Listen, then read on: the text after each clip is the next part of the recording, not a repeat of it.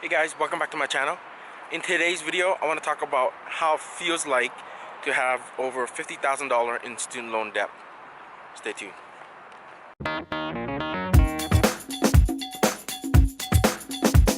So, let's talk about debt. A lot of people don't like to talk about it because they are absolutely embarrassed about it. But I'm not embarrassed.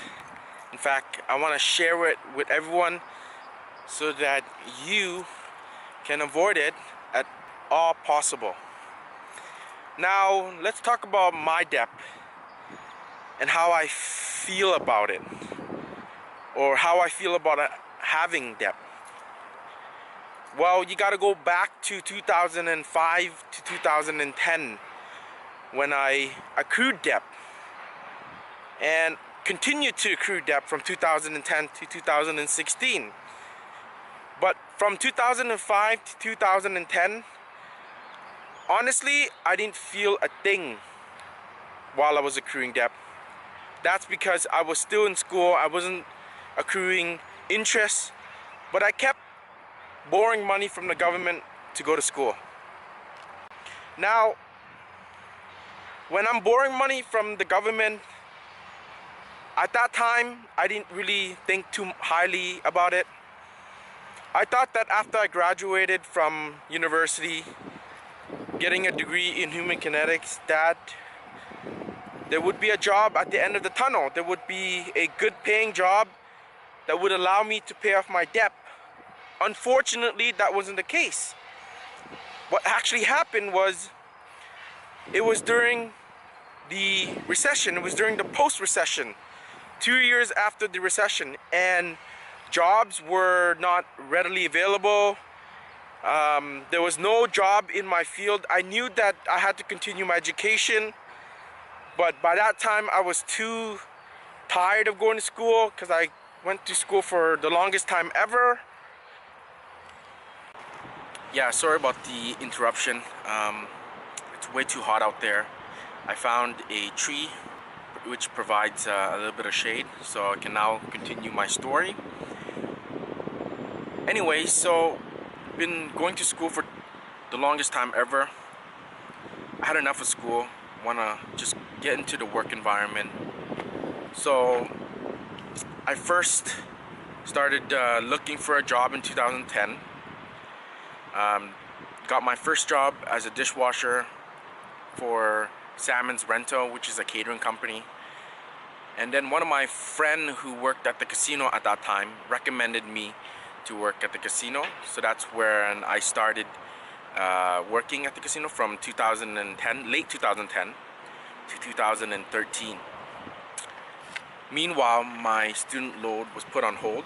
I didn't pay a single penny. Interest accrued.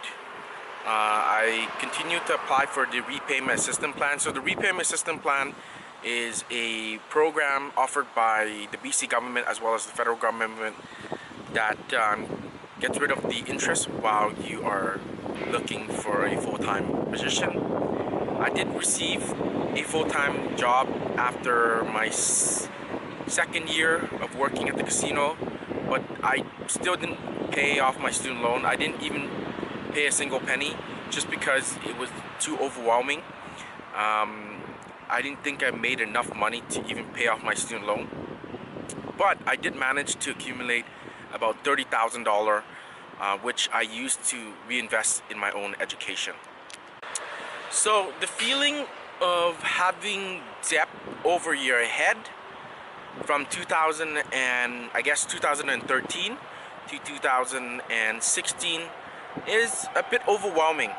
So much so that I was very expressive of my financial situation. I tell everyone that I am in debt, and in fact I am in debt. And people don't realize how difficult it is to have this financial burden over your head and how stressful it is. You know, it's very stressful.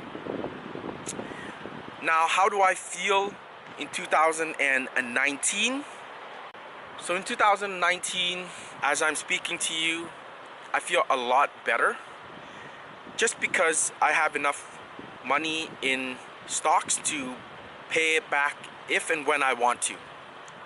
So I'm not as stressful, but the student loan will always remain as long as I still have it.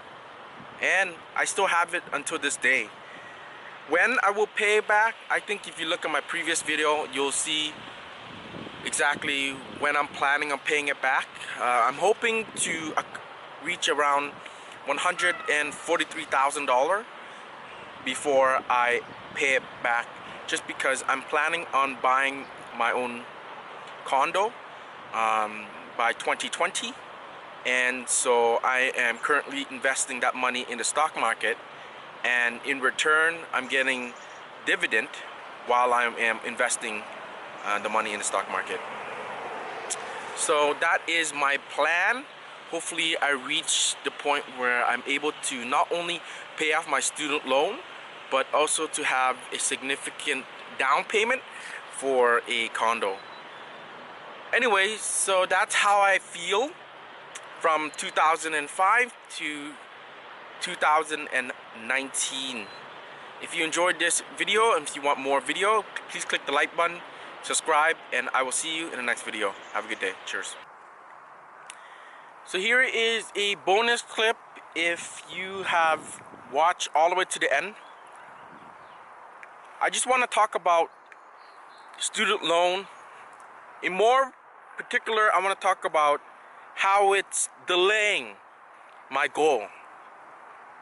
Now, as you know, if you watched my previous video, I want to have home ownership. I want to be able to own a property that I can say I live in, that I can say is mine.